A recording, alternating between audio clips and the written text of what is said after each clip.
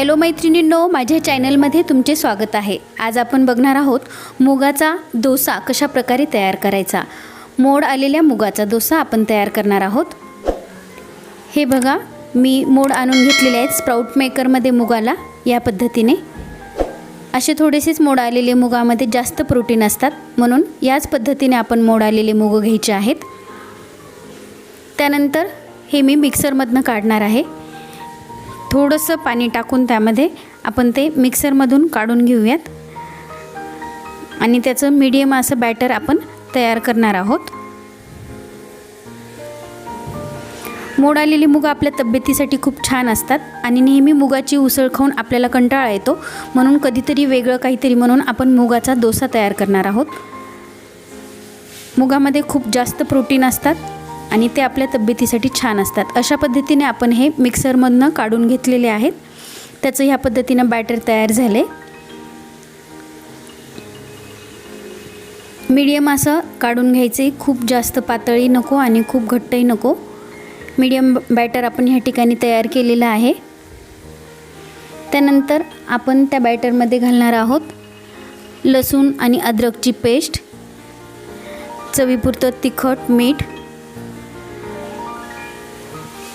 हवी तर हिरवी मिरची, लाल मिरची तुम्ही टाकू शकतात त्यामध्ये टेस्टसाठी म्हणून।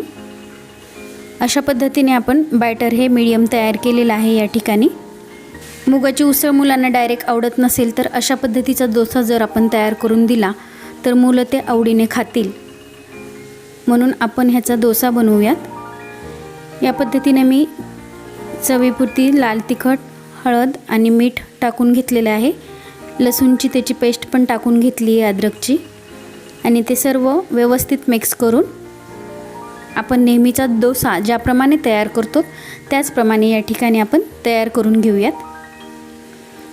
मी डोशाचा तवा छान तापू दिला आणि त्यावर थोडंसं पाणी टाकले, म्हणजे थोडासा थंड होतो तो, यामुळे डोसा तव्याला चिटकत नाही।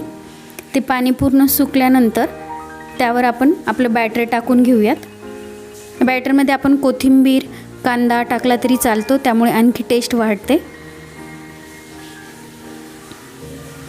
या पद्धतीने आपण ते बॅटर तव्यावर टाकून घेतले आणि सगळीकडे व्यवस्थित गोल आकारात फिरवून घेतलेला आहे।